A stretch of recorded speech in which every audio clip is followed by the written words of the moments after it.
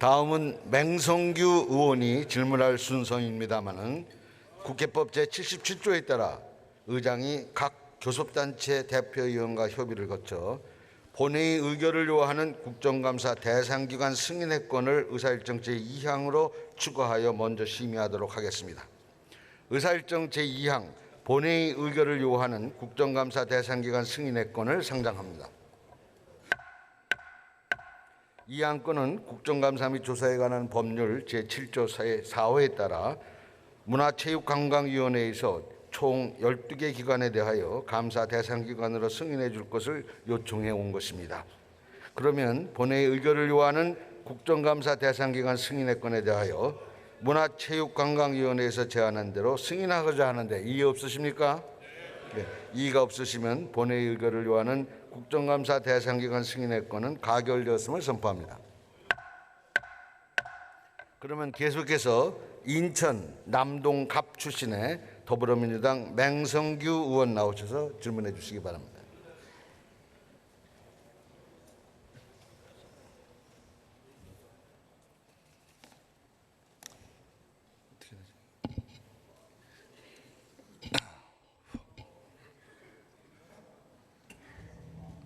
처음 해보는 거라 이해해 주시고.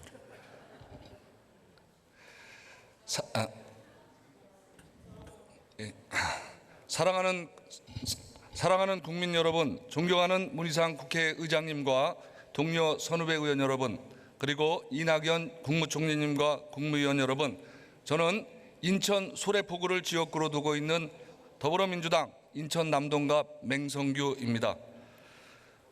총리 앞으로 나와 주시기 바랍니다.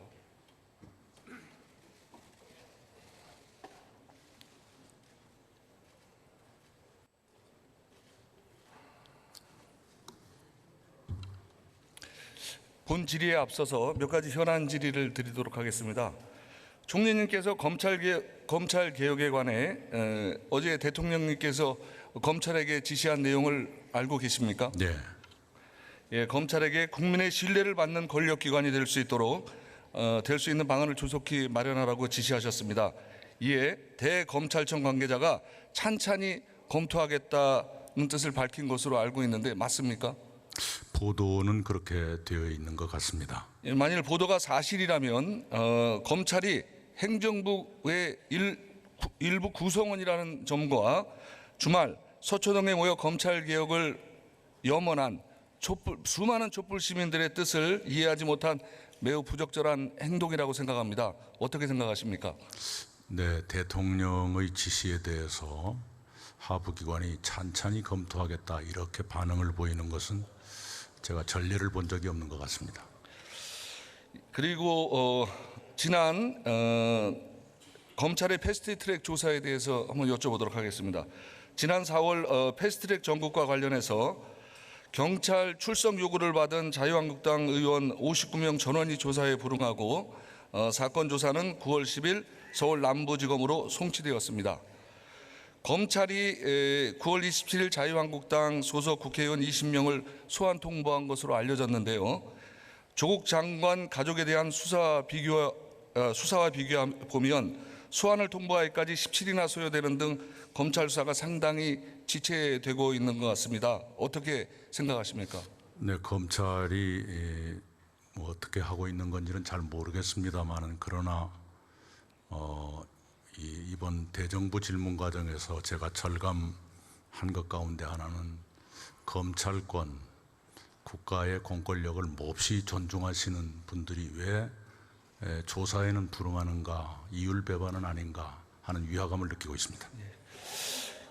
검찰의 언론에 따르면 검찰의 소환 통보를 받은 자유한국당 의원들은 소환에 불응할 것으로 알려져 있고 소환 대상이 아닌 황교안 대표가 의원들을 대신해 자진 출석하겠다고 합니다.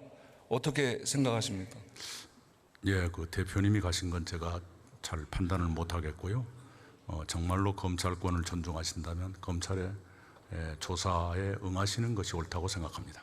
예, 패스트트랙과 검찰개혁 모두 총리님께서 끝까지 챙겨주실 것을 부탁드립니다. 네. 예, 자리에 들어가셔도 되겠습니다. 조국 장관님 나와주시기 바랍니다.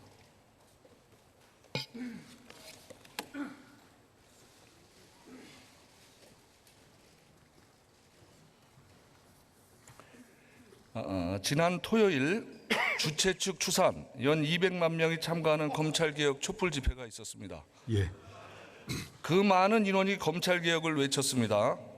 국민들의 검찰개혁에 대한 염원 어떻게 생각을 하고 계십니까? 저도 깜짝 놀랐습니다. 저의 부족함이나 불찰 때문에 국민들께서 많은 실망감을 가지셨을 텐데 국민들께서 저를 이제 꾸짖으시면서도 서초동에 모여서 촛불을 드셨습니다. 근데 그게 촛불 시민들이 저 개인을 위해서 나섰다고는 생각하지 않습니다. 검찰개혁이라는 시대적 과제, 역사적 대의, 이것을 위해서 모이신 게 아닌가 그렇게 생각하고 있습니다.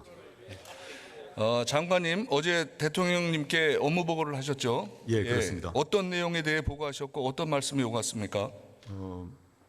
검찰개혁의 일환으로 제1기 법무검찰개혁위원회에서 권고를 했고 과거 검찰총장님들께서 여러 번 강조하셨던 사안입니다. 즉 인권 옹호, 민생범죄 수사 강화를 위해서는 형사공판부가 강화돼야 된다라는 것이 사실상 검찰 조직 내외에 모두 공감을 이루고 있기 때문에 그것을 이루기 위해서 어떻게 할 것인가에 대한 보고였습니다. 검찰의 형사부, 공판부 강화, 피의사실 공보규칙 개정 좀 더 구체적으로 말씀해 주실 수 있습니까? 예, 크게 봐서는 두 가지였습니다. 한편 첫째는 이제 민생 범죄 수사 역량을 강화한다는 것입니다. 현재 검찰에서 한 80% 이상의 압도적 다수를 차지하는 검사분들은 형사공판부에 배치되어 있습니다. 그러면서 뭐 매일매일 매달 수백 건의 일들을 처리하고 있는데 그런 노력에도 불구하고 인사라거나 복지라거나 등에 있어서 이 큰 혜택을 보지 못하는 상태에 있습니다.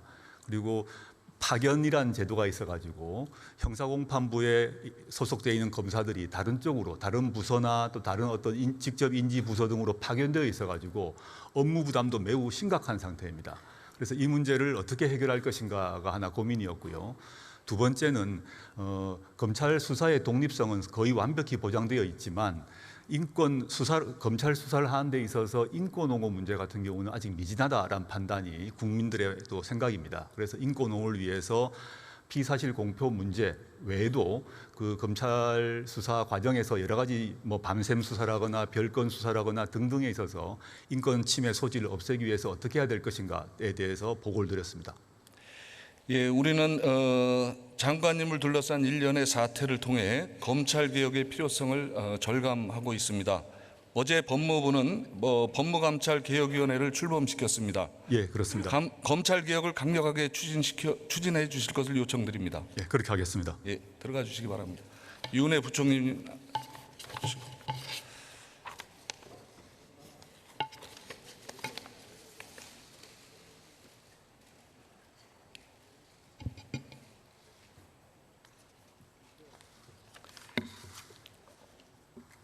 예, 최성해 동양대 총장에 대해서 많은 논란이 일고 있습니다. 어제는 조국 법무부 장관 자녀 표창장과 관련해서 사전에 야당 의원들과 교감이 있었다는 의혹 보도도 있었고요. 더불어서 학력과 관련한 논란도 있습니다. 단국대 학사 제적인데 수료로 표기했다거나 미국에서 받은 학위가 허위라는 논란입니다. 이분은 이런 학위를 바탕으로 해서 국내에서 총장 재임용도 지원하셨고요. 그다음에 교육부 사립대 이사 지원 등도 하셨습니다. 장관님 알고 계셨습니까? 예. 최근에 저희가 단국대 졸업 관련해 가지고 확인해서 단국대학교 측으로부터 재적임을 확인을 했고요. 지금 의원님 말씀하셨던 최성해 총장의 이 학사, 석사, 박사 학위와 관련해서는 사실관계 확인 중에 있습니다. 예, 철저한 조사가 필요하다고 보여집니다. 우선 지금 말씀드렸듯이 사실관계를 분명하게 확인하는 게 필요하다고 보고요. 단국대에서는 이제 확인을 했고 워싱턴 침례 신학대에서는 저희가 미국의 고등교육 인증 담당 기관에 이 워싱턴 침례 신학대학이 학위를 수여할 수 있는 그런 기관인지를 공식 확인해 달라는 요청을 해서 지금 답변을 기다리고 있는 중이고요.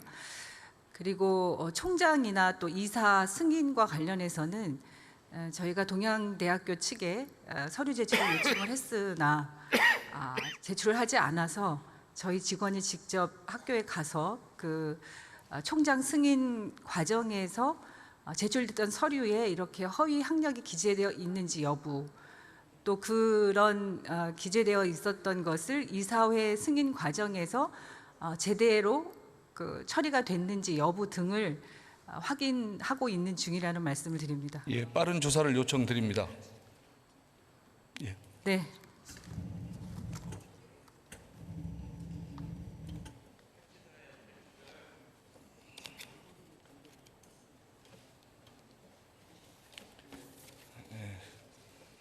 우리는 지금 인류 역사상 그 어느 때보다 더 빠르고 근본적으로 변하는 세상에 살고 있습니다. 이러한 변화에 맞춰 우리 사회는 기존의 운영의 틀을 바꿔야 합니다. 우리가 성장하면서 작아진 옷과 헌 옷을 새 옷과 큰 옷으로 갈아입듯이 우리 사회 운영의 틀도 커진 우리 사회의 몸집에 맞게 바꿔야 합니다. 선거제도 개혁, 사법개혁도 우리 커진 몸집에 맞도록 변화된 모습을 반영한 것입니다. 저는 우리 사회가 안고 있는 근본 문제 중에 하나인 저출산 고령화 문제에 대하여 기존과는 다른 관점에서 새로운 운영의 틀을 제안드리고자 합니다. 저출산 고령화는 경제사회 전반에 심대한 영향을 미치고 있습니다. 청년층과 노인층 인구 변화로 인한 소비시장의 변화, 취약인구 감소에 따른 학교의 감소, 교직원 수의 감소 등 교육구조의 변화, 생산인구와 부양인구 비율의 변화는 청년 구인난, 노년층 일자리 확대, 정년 연장 등 노동시장 구조의 변화를 요구하고 있습니다. 더불어 경제활동 인구의 감소는 세입 감소로, 그리고 건강보험, 국민연금, 노인 장기 요양보험 등 보건복지 분야의 지출 확대를 요구하고 있습니다. 여성가족부 장관님 앞으로 나와주시기 바랍니다.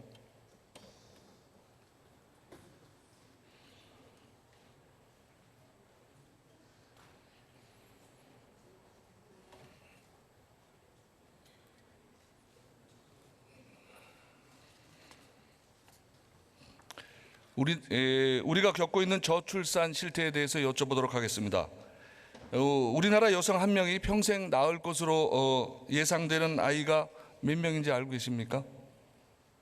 합계 출산율 0.98이요. 예, 0.98명. 평생 한 명도 안 되는 아이를 낳고 있는 거죠. 그런데 우리는 11개 부처에서 96개 과제를 저출산 정책으로 목표를 삼아서 추진하고 있습니다. 장관님, 저출산의 원인이 어디 있다고 보십니까? 우선 저는 그 저출산 현상은 우리 사회 전체의 사회적 신뢰에 대한 국민의 주관적 평가의 지표라고 엄중히 받아들여야 된다고 생각합니다. 흔히 한 세대 후의 발전까지를 고려하는 것을 지속가능 발전이라는 개념으로 하고 있는데 한 세대 후의 발전을 도모하지 않고 있는 것으로 이해해야 하고요. 그런 면에서 이것이 출산 행위자에 대한 경제적인 인센티브 부여로 해결될 수 있는 것이 아니라 우리 사회 전체의 삶의 질에 대한 고려가 동반되어야 한다고 보고요. 그리고 무엇보다도 그 출산의 주체자의 사회적 선택에 영향을 미치는 돌봄 공동체의 복원, 또 돌봄 노동의 편중된 하중 부담, 이런 부분까지를 섬세하게 고려할 때 비로소 효과가 있다고 생각합니다. 그러면 장관님께서는 정부가 추진하고 있는 저출산 대책이 실효성이 있다고 판단하고 계십니까? 지금 현재로서는 저는 그간 우리 사회는 경제 성장을 위해서는 출산 통제를 해야 된다는 정책을 집약적으로 추진을 했기 때문에 저출산을 사회 문제로 인식시키는 차원까지는 성공을 거뒀다고 생각을 합니다. 그래서 저출산을 사회 문제로 인식을 하고 저출산이 두 번째 단계는 저출산을 위한 다양한 경제적 인센티브를 주는 방안이 다양하게 강구되다가 이제 3단계에 이르러서는 저출산은 행위자에 대한 경제적 인센티브 차원이 아니라 삶의 질 전체에 대한 로드맵을 마련해야 된다는 단계적 접근을 가고 있는 중이고, 그 과정에서는 그 접근의 방향은 옳다고 보고 있습니다. 세밀하게 정책을 추진해 주시기 바랍니다. 네, 예, 들어가 주십시오. 감사합니다. 보건복지부 장관님.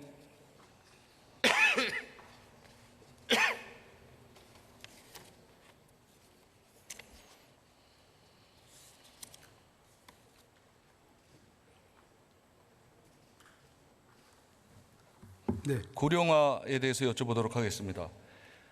올해 우리나라의 65세 고령 인구는 768만 명으로 추산되고요. 전체 인구의 15%를 차지하고 있습니다. 그리고 67년에는 인구의 절반 이상이 65세의 고령 인구가 될 것으로 생각을 하고 있고요. 이에 따라 정부는 14개 부처에서 57개 과제를 고령화 대책 과제로 수행 중에 있는데, 그럼에도 불구하고 노인 빈곤율은 OECD의 4배가 넘습니다.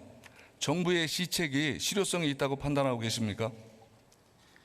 예, 우리 노령층의 빈곤은 사실 오래 전부터 예견되어 온 현상입니다.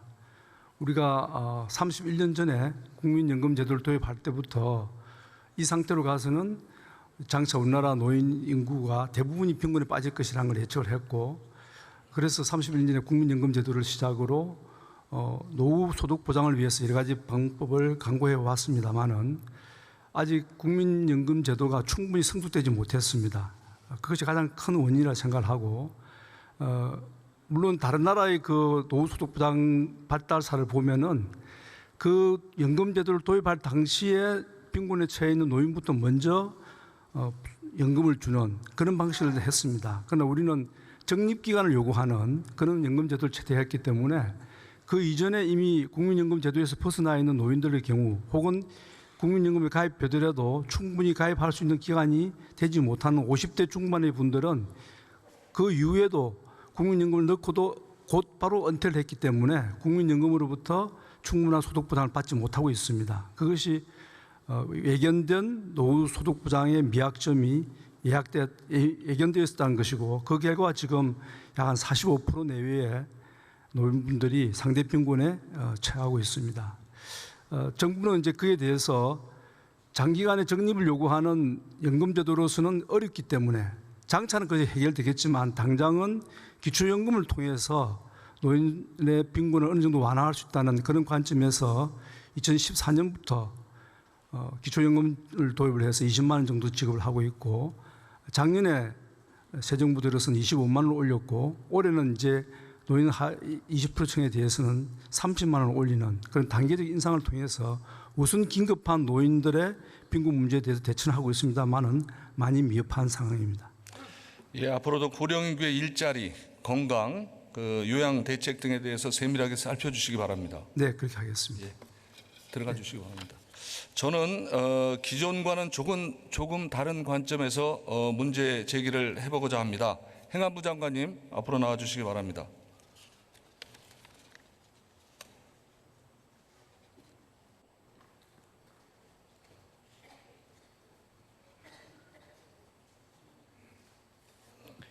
우리 정부의 운영 패러다임은 근본적으로 변화되어야 한다고 봅니다. 70년 전이나 지금이나 행정조직의 구성의 방식은 바뀌지 않고 있습니다. 지금까지 60차례 넘게 행정조직을 개편했지만 기능 위주의 기능 조정에 초점을 맞췄고, 특정 행정조직이 전담하기 어려운 문제는 각종 위원회나 특별위원회를 신설하는 방식으로 문제를 해결해 왔습니다.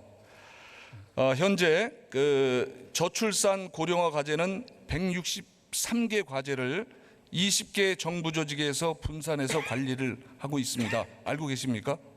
예, 여러 부처가 하고 있다는 건 알고 있습니다. 예, 그래서 이렇게 여러 부처에 분산된 과제를 조정하기 위해서 2005년에 저출산 고령사회위원회를 신설하고 대통령이 위원장으로 7개 부처 장관, 17명의 민간위원, 그리고 38명의 파견 공무원들로 위원회를 운영을 하게 됩니다. 그런데 19년의 운영 실태를 보면 본위원회 2번, 운영위원회 3회 개최되었지만 다 서면 심의고요. 따라서 각 부처의 과제를 잘 이해하고 실효성 있게 업무를 조정했다고 판단하기가 어렵습니다. 이런 상황 하에서 올해 4월에 10개 부처가 참여하는 저출산 고령사회 인구대응 TF를 별도로 또 만들었어요. 장관님께서 보시기에 저출산 고령사회위원회가 과제를 잘 수행하고 있다고 판단하십니까? 그 위원회뿐만 아니라 그동안 여러 가지 많은 예산이 들어가서 한 정책들이 효과를 보지 못하고 있다는 것은 지금 현실로서 나타난 문제 아니겠습니까? 예, 그래서 의원님 지적에 동의합니다. 예, 성과가 안 나오는 주요 이유는 정부 조직 구성 방식이 과거 패러다임에 머물러 있다고 보여집니다. 특히 위원회에 파견 나온 공무원들은 2년 동안 임기를 채우면 파견 후에 원 부서로 돌아가는데 전혀 관련 없는 업무를 수행을 하게 됩니다. 장관님, 이렇게 어떤 특정 위원회에 파견되어 나온 공무원들이 전문성이 있다고 판단하고 계십니까? 그렇게 전문성이 없는 경우도 많다고 생각하고 또 그 일만 쭉 하는 게 아니라 여러 가지 다른 일도 또 해왔기 때문에 전문성에서는 상당히 부족하지 않을까 이렇게 생각하고 있습니다. 정권은 5년마다 바뀌게 됩니다. 그리고 정권을 잡은 후에 새로운 정부는 그 정부가 선거 과정에서 국민들에게 약속했던 과제를 실현하기 위한 행정 조직을 개편을 합니다. 그래서 저는 다음과 같은 정부 조직의 패러다임 전환 방안을 제안드리고자 합니다. 정부 조직법 개정을 통해 국정의 주요 과제를 해결할 특임 부처를 설치하고 관련 부처의 업무를 이양하도록 해야 합니다.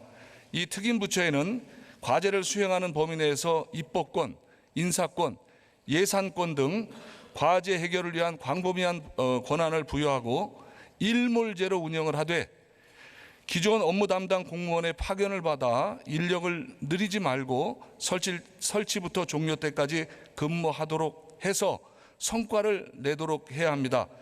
그리고 특임부서 활동 종료 후에는 부서 전체의 성과와 개인 평가를 해서 본인이 원하는 부서에 다시 복귀시키든 유학을 보내주든 승진을 우대 조치를 하든 인센티브를 부여해야 한다고 봅니다. 이러한 특임부서 설치에 대해서 어떻게 생각을 하십니까? 맹 의원님께서 이제 그동안 중앙부처에 근무한 경험 또 지방에 근무한 경험과 여러 가지를 종합해서 그런 제안을 하시는데 그런 그 특임 부서를 만든다는 거는 사실 정부 조직상 갑자기 하기는 어렵습니다. 이게 전체적인 정부 조직에 관한 문제고 그래서 말씀하신 그 아이디어는 우리가 한번 새로운 그 차원에서 검토는 해볼 필요 있다 이렇게 생각을 하고 그러나 그런 부서를 어떻게 구체적으로 만들어서 그 부서가 의사결정을 하면 또 집행이 돼야 될 거 아니겠습니까? 그러나 집행은 뭐 부서만 할 수 없는 거니까 또 여러 부서가 집행에 관여를 해야 돼서 한번 뭐 아이디어로서 한번 생각은 해보겠습니다. 들어가 주십시오. 총리님 앞으로 나와 주시기 바랍니다.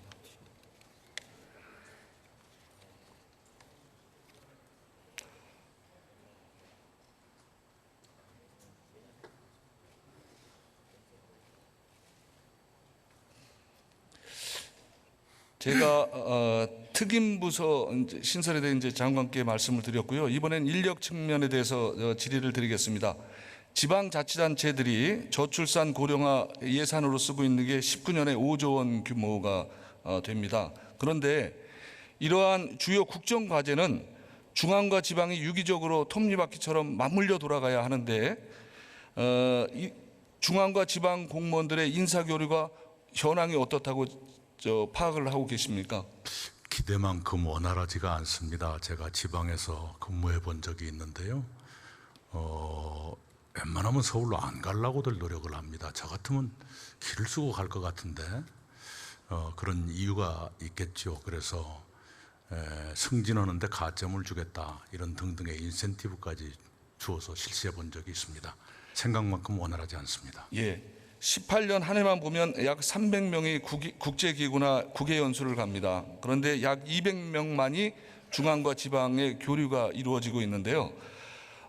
지방 현장을 직접 체험하고 이해를 해야 저출산 고령 사회위원회와 같은 특정 과제를 수행하는 근무하게 되는 경우에 현실적으로 실행 가능한 세부적인 정책이 도출될 수 있을 거라고 생각을 합니다. 특히 고위공무원단이 되기 위한 요건으로 지방 파견의 의무화가 필요하다고 보는데 어떻게 생각하십니까? 네, 현재는 인사 규정으로 고위공무원단에 진입하는 요건의 하나로서 지방 근무 또는 국제기구 근무 등을 요구하고 있습니다. 더 상위의 의무로 부여하는 것이 더 효과적일지 검토해 보겠습니다. 예. 다음에 이제 재정에 대해서 여쭤보도록 하겠습니다. 저출산 고령화 대책을 위해서 지난 5년간 19년 금년까지 212조 원을 투입을 했습니다. 그런데 성과가 있다고 자신 있게 얘기할 수가 없는 상황입니다. 효율적으로 재정이 투입됐는지 그리고 지속 가능한지를 한번 검토해 볼 필요가 있는데요. 현재 그 정부는 국가 재정 운영 계획을 5년 단위로 운영을 하고 있고 매년 수정을 합니다. 그런데 이와 같이 200조가 넘는 예산을 쓰고 있는 분야도 하위 과제로 구분이 되어 있습니다. 즉 국가 재정 운영 계획의 주요 카테고리로 구분되어 있는 게 아니고요. 보건, 재정, 복지, 고용 분야의 한 세 하위 과제로 되어 있기 때문에 쉽게 바꿀 수가 있습니다. 이것을 주요 국정 과제는 상위 카테고리로 저출산 고령화 대책뿐만 아니라 노인, 청년, 균형 발전 등의 과제를 포함시킬 필요가 있다고 보여지는데 어떻게 생각하십니까? 네, 국정과제, 특히 주요 국정과제를 예산 항목에서 별도 범주에 넣으려고 하면 고려해야 될 사항들이 꽤 많은가 봅니다. 그래서 그 검토하는 게 짧은 기간 내에 결론을 내기가 어려워 보입니다. 해서 의원님이 말씀하신 그 취지를 살려서 현행 제도를 일단 유지하되 주요 국정과제를 어떻게 더 효율적이고 비중 있게 추진하게 할 수 있을 것인가 하는 그 운영의 묘를 한번 찾아보고요. 그다음에 별도의 범주를 만드는 것은 조금 시간을 두고 검토해 보겠습니다. 앞서 말씀드렸지만 인구 구조가 변하면서 국민연금, 건강보험, 노인 장기 요양보험 등의 직접적인 영향을 미쳐 많은 재정이 소요될 것으로 예상됩니다. 무엇보다도 우선적으로 지출효율가 달성돼야 국민들께 세금을 더 내라, 그리고 국가 부채를 더 늘려야 되겠다, 이런 말씀이 타당성을 얻을 것 같은데요. 어떻게 생각하십니까? 네, 옳은 말씀이십니다. 다음에 이제 국책사업 수립 과정입니다. 국책사업은 기한, 실행, 평가 단계로 이루어지는데 담당자들이 수시 바뀌어서 누구한테 책임을 물어야 될지 모르는 일이 비일비재합니다. 저출산 고령화 문제도 마찬가지라고 보여지는데요. 면책 기능을 대통령께서 말씀을 하셨어요. 감사원의 감사 기능을 아예 없애고 부처 장관이 정책 결과에 책임지는 것을 검토해 볼 필요가 있는데 어떻게 생각하십니까?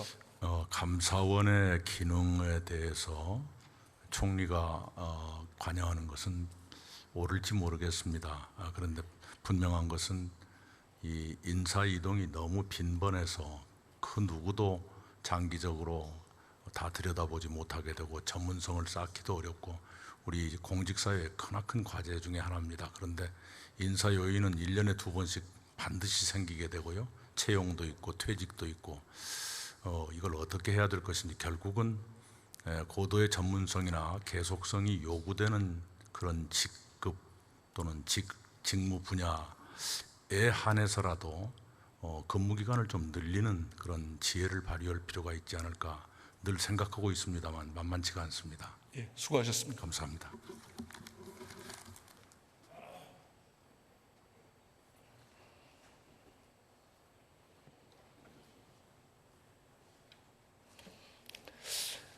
지금까지 저는 사회 변화에 따라 기존 사회 운영 틀을 바꿔야 한다는 말씀을 드렸습니다. 제가 제시한 방안들은